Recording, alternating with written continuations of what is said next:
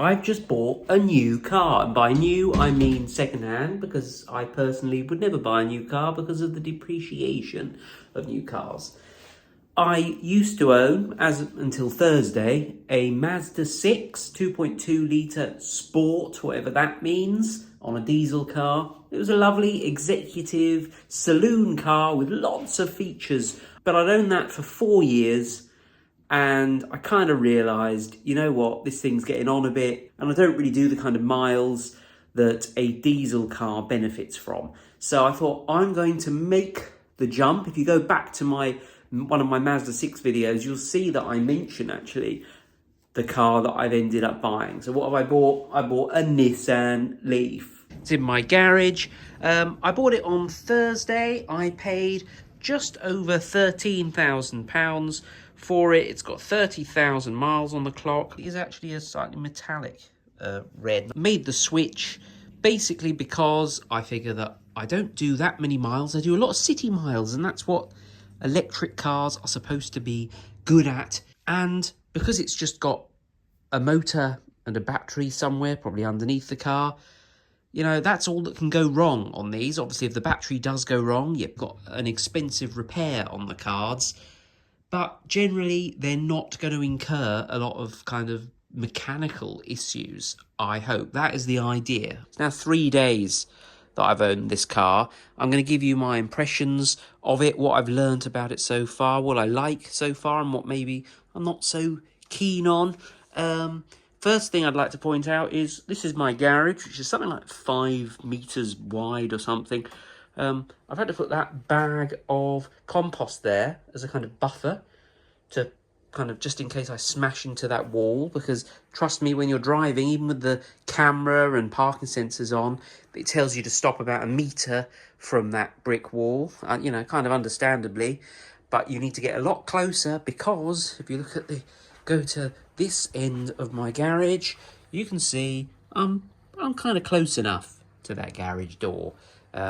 This car just fits in my garage. And I suppose that really alludes to the first thing about this car. It isn't actually a small car. You tend to think of a Nissan Leaf as being pretty tiny, but I purposefully wanted a 4 or 5 door, whichever this is, car, because I don't like the ones where you have to put the seat forward to get in the back. I think that's terrible. So one of my stipulations was I had to have a 5-door car.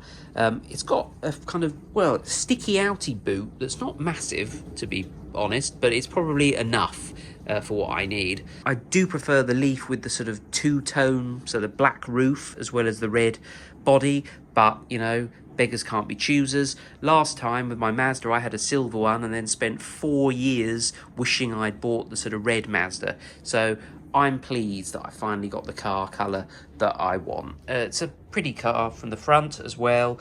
This particular model is in pretty good condition. Another reason I wouldn't buy a brand new car is, you know, it is going to get scratched. And this is probably too immaculate for my liking at the moment. There's the odd sort of scratch. Oh, can you see that one there? There's a scratch there. God knows how that's happened. But, you know, it's going to get scratched. So if you bought a brand new car, I mean, I'm just the sort of person that would be just in tears every time some scratched the car. So I put my National Trust thing on there because, you know, I want to look very middle class. That's a kind of badge of honour here. There's a lot of videos out there that show you all the features of this car in extraordinary detail. That isn't what I'm going to do in this video. I'm just going to kind of highlight the things that I think are interesting. So I had to charge this in a rush, actually, because when I bought it, short story, this was the second Nissan Leaf I test drove, and I forgot to look in the boot. When I actually checked the boot, there was one charging cable and not the 3-pin cable, and I haven't had a charger installed yet, so I had to go to Screwfix and buy a charger for sort of basically £135 so that I can actually charge my car. Didn't know whether this was going to arrive in time, so started to use a charger at work, was in a bit of a rush to go and pick somebody up at lunchtime, and couldn't work out how to disconnect the car from the charger. So I spent sort of ages pulling the cable out. I watched a YouTube video, you know, trying to yank the cable out of the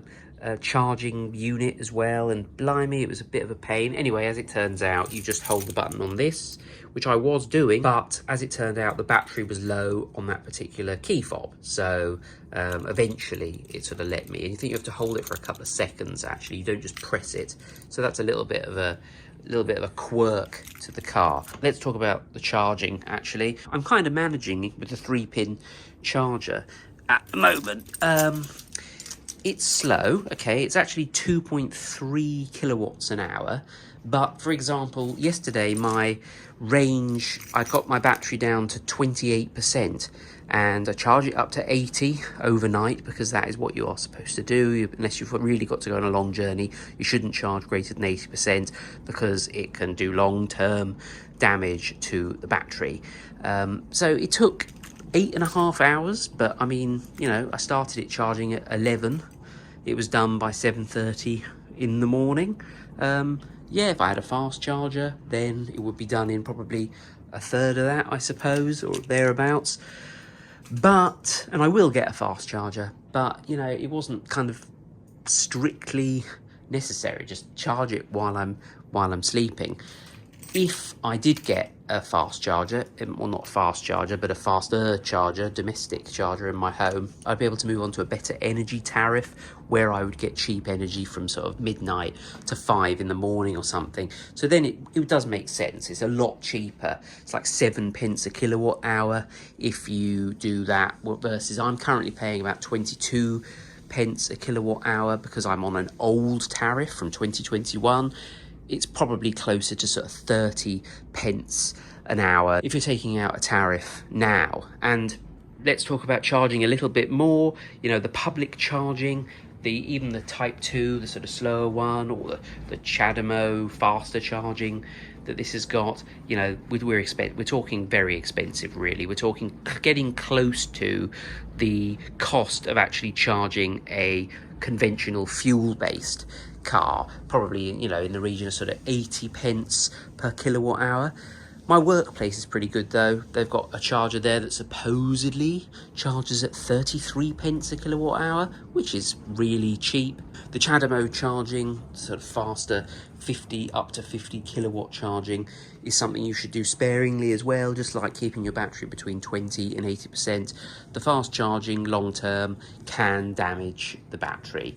So I might end up having to use not the fast charger, but I may end up having to charge to more than 80% on this vehicle. So first couple of days of owning it, on the Thursday and the Friday, I went for some local drives and got quite adept at playing with the fuel economy, making, or energy, whatever you call it, trying to keep that miles per kilowatt value high.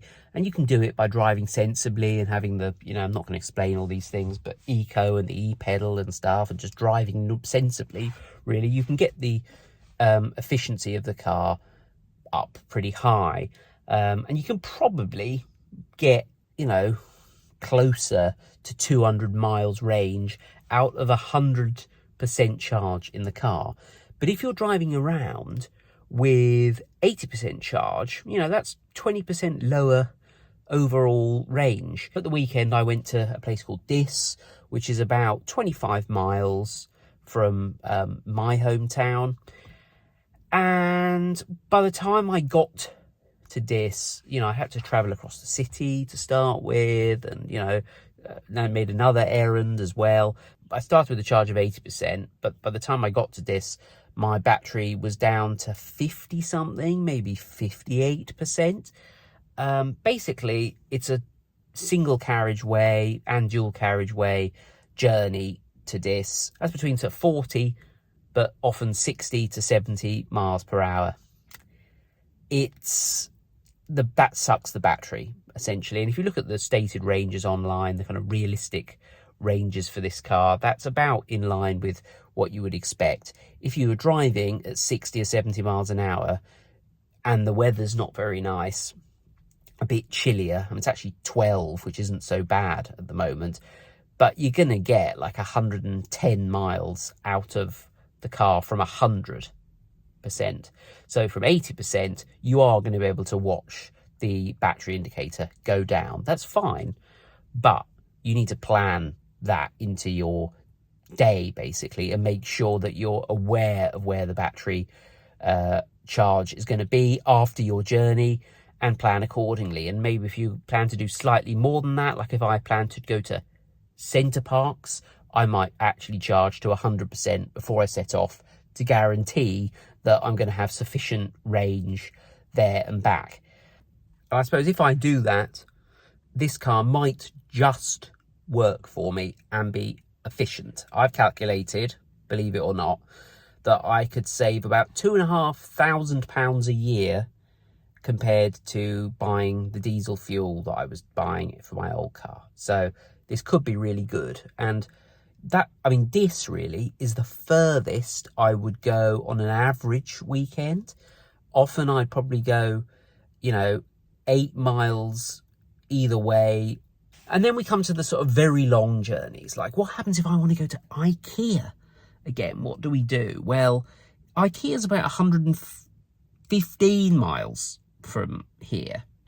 You're not going to be able to do that on one charge, so you are going to have to stop and go to a fast charger. I'm just hoping that if I do that, then basically if you fast charge your car too much, not only do you damage the battery, but in the individual charging day, your battery gets hot and then will limit the speed of the charging accordingly. So you can't often charge more than, you can't charge twice without it affecting the speed of the charging.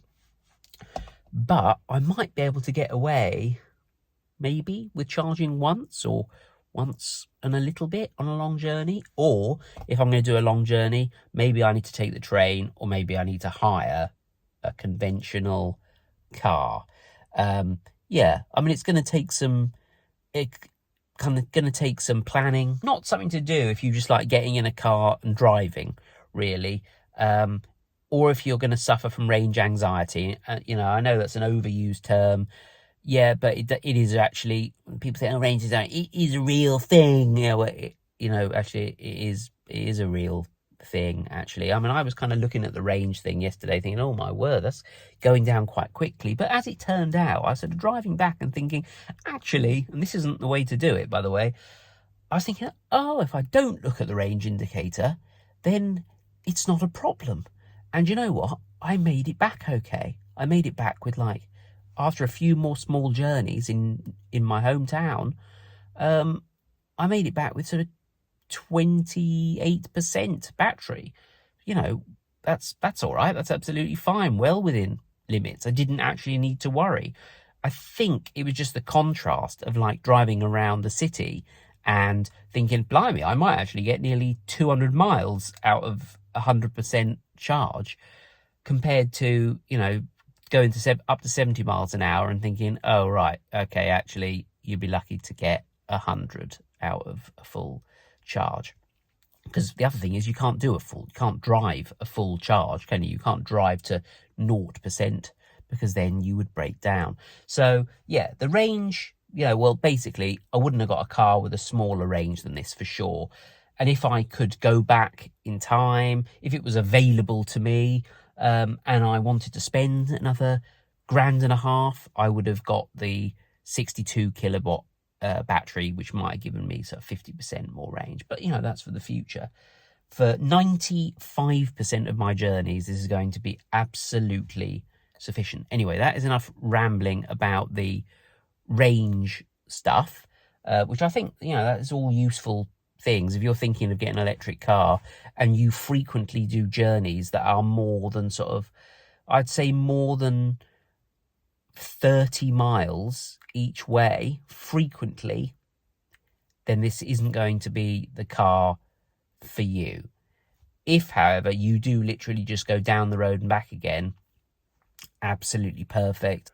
I mean, even, the odd 40 mile an hour each way journey would be okay, but you just don't really want any unexpected things. So anyway, people say that the CHAdeMO thing is being discontinued. Oh, drop my phone. And to some extent, they're right. It is actually, it hasn't won. This CCS connector has won the battle, but there are still charging stations being built with CHAdeMO connectors. There are loads in my local area. When I use the apps for looking up chargers, there are chargers with lots of CHAdeMO connectors. And there are still Nissan Leafs being sold, and there have been loads sold. It's one of the most popular, if not the most widely sold EV. So they're not going away. They're not going to disappear in the lifetime of owning a Nissan Leaf. Let's get real. Okay, so things I like about the interior of this car. Let's zoom out so you can see it a bit more. I like the fact that this is leather. I like that it's stitched leather. It's nice quality, a little bit of whatever that is, carbon fiber looking stuff. It's got a similar vibe to it to the Mazda, actually, and they're both obviously Japanese cars, and, you know, allegedly they are pretty reliable. In fact, my Mazda was the most reliable car I'd ever owned, to be honest. Let's hope this is the same. All the same features that my previous car had, and more. So we've got the chromatic interior mirror, dims, auto dimming mirror if you like. Got a massive screen that people sort of moan about because it's a bit old-fashioned, but you know what, it's great. Touch screen with a load of functionality on it, physical climate control things. Thought the climate control was broken for a while, but it turns out you have to press heat in order to be able to change the heat settings. Heated seats, front and back, which is, I know, something that everyone mentions because it's a bit of a novelty for a small car. I've got my music on this USB stick here. We got this knobbly thing for controlling whether or not you're driving forwards or backwards. That's a terrible explanation. These things to do with, you know, regenerative braking.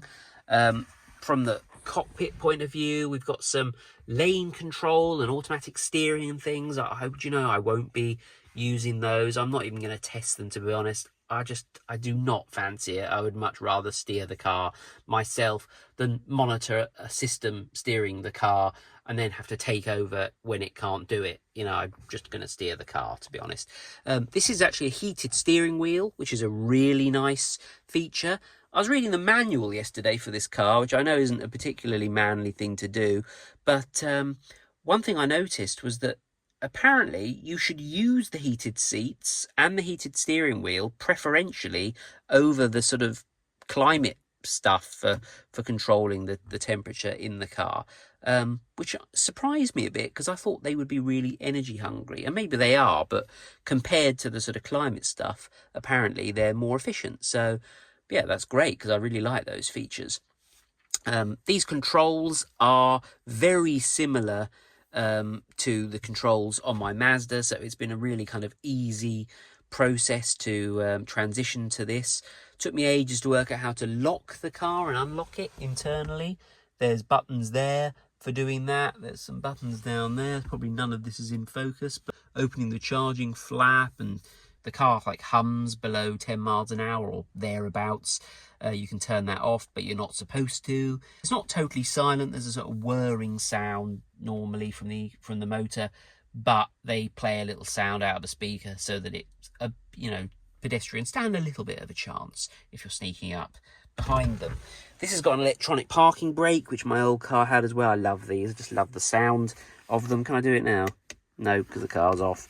There's this box here, which I've shoved a load of stuff in here, and that's because this is missing any kind of USB functionality in here, which is a bit of a shame. Everyone says that. My old Mazda had USB in there where you could plug your iPhone and just stick it in there. So that means that if I want to use CarPlay, which is this has got, or Android Auto, I've got to plug the cable into that, which is a bit of a pain.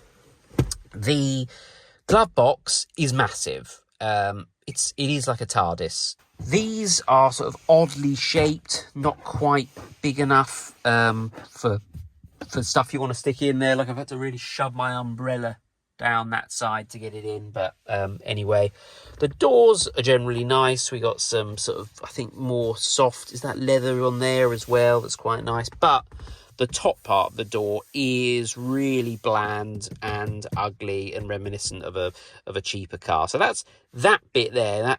That view is probably the worst view of the car you will see, I think. I'm a bit disappointed that previous versions of this car had a sunglasses holder and this one hasn't. This, I think, is pretty cheap looking as well. This is for controlling, obviously, the lights in the car. This is to do with the security, yet when I press this button, it doesn't seem to do anything, so I'm actually not sure. Couldn't see this immediately in the manual either, so I'm not 100% sure how you even use that. Don't know. Anyway, there's a light up there as well. Let's have a look at the actual interior. Oh yeah, it's got Bose energy efficient speakers. My old Mazda had Bose speakers as well. They were better quality than this, but they separated, like, these door speakers sort of rusted or something in my Mazda, and they would sound quite flappy when you had bass signals. This car's actually got a separate subwoofer in the back, or amp, whatever it is, and it sounds really bassy, but it's kind of missing a bit of mid-range, and it sounds, you know, when it's quiet, it sounds really cheap and tinny. When you whack up the volume a bit, it sounds pretty good. If you are going to get a Nissan Leaf, really, you probably want to get one with the Bose thing. Actually, I should have mentioned this all along. This is a Techno model, which is the top spec model, so it's why it's got a lot of this extra technology. I didn't want to get a smaller car and worry about range anxiety and not have the technology I had in my previous car. So I've got a car that I feel is a little bit of an upgrade from where I was previously. This is leather interior with this kind of suede thing and blue stitching, and there's piping there. They're attractive, comfortable seats. It is a very pleasant interior for a car of this size. I think the new price of this car was about 31 grand, 32 grand maybe. This car hasn't got automatic locking. You have to, like, assuming you've got the keys on you, you have to press these buttons here to lock the car. But where are the keys? Keys are over here, so let's try it. I prefer that because, you know what, the automatic locking on my previous car was a joke. So this is the back of the car, heated seats down here. You can't see them down there at all, can you? A USB power that isn't linked to the audio system in the car, and the controls for doing the heated seats in the back. This car is actually 3 years and 2 months old. Still smells new inside, which is a bit of a novelty for me. I'm kind of used to having cars that smell a little bit musty. Can you see the back of the car there? Yeah, just about. Quite a nice spoilery type thing. I like all this black accenting and stuff. Yeah. I quite like the alloy wheels. How long will it be before I scuff them? So let's start this up like that. Let's press it again. We get this screen come up. Ooh, come on, Nissan Connect. This car's still linked to the previous owner, which is a bit of a pain. So I'm having to, oh, we don't want to listen to that. Oh no. Yeah, it's still linked to the previous owner. So I'm working with Nissan to send them all the details so that they can unlink that, so that I can actually use the Nissan Connect app, which will enable me to do things like check the charge of the car on my phone, preheat the car overnight, which is a nice thing. I don't know what else you can do on the app, but yeah, I want to be able to do it for sure, because I'm a techie person, aren't I? Oh, we're listening to a little bit of Genesis. I mean, that's an error. That's actually the first error I've seen. Unable to change the something, and it just disappears. So probably just not reading the USB stick fast enough. Can we use the phone? Yeah, we can use the phone on here. Let's go back to the main menu. I think this is pretty ugly actually, but there's quite a lot of stuff on here. We can look at things to do with the range of the car, and it gives you suggestions on how to improve the range. We can look up charging stations. Not going to show you that because it tells you where I live. What else have we got? We got the radio, DAB radio, Bluetooth, audio. Is that about it? Destinations, different radio things, settings. Yeah, there are various things on there. Oh, okay, this is pretty cool. Camera. Let's click on camera. That is the bag of compost at the front of the car. That is a top-down view, which looks pretty poorly rendered, but that's a top-down view of where the car is, which is actually really good for making sure that you are reversing into a parking space, kind of in a straight line. Yeah, really just quite a cool feature actually, although, and this is quite a significant bugbear about this, if you press this twice, it changes to another camera. There's cameras, obviously 4 cameras on the car, but it automatically selects this one based on like a proximity sensor, which is fine, except what happens if I want to look at the rear of the car? Actually, if I put the car in reverse, it will change to be the reverse camera, but I would like to be able to just kind of cycle through the cameras and look wherever I want, not just where it thinks I want to be looking. The other thing with this car that's maybe a little bit of a pain is there is a lot of beeping that goes on. Like if you don't have a seatbelt on, you might have some warning lights and things come on, and if you haven't read the manual, they're a bit alerty. It was exactly the same in the Mazda with the beep beep beep beep beep beep beep on a dual carriageway, and it's like, oh, it's the tire pressure sensor malfunctioning, or beep beep beep beep beep, stay awake when you are actually awake. So all this kind of extra tech can be a bit of a pain. On this one, one feature I am actually going to turn off, and actually you can see that does look quite futuristic, doesn't it? There's a lot of colours and screens and things. One thing that's really kind of, I suppose, a little bit funny more than anything, this car has got road sign detection. So it uses computer vision to find road signs, read them, and tell you what speed you should be doing on the road. And rightfully, in the manual, it tells you that, you should also check the signs yourself. It's your responsibility to make sure that you're driving properly, which is true, because I was driving home the other night down a 30-mile-an-hour road, and the car told me, it actually alerted me because I thought I was probably going very slowly. It was like, no, excuse me, young man. This is an 80-mile-an-hour road. And, it wasn't, because firstly, we don't have 80-mile-an-hour roads in the UK, and secondly, it was a 30-mile-an-hour residential road. So that feature is utter bilge. Anyway, let's have a look at some of the features on here. What does it say? Press brake. I don't want to do any of this. Okay, tells me how long it's going to take to charge to a particular charging level. This is a feature you really need to learn if you've got this car.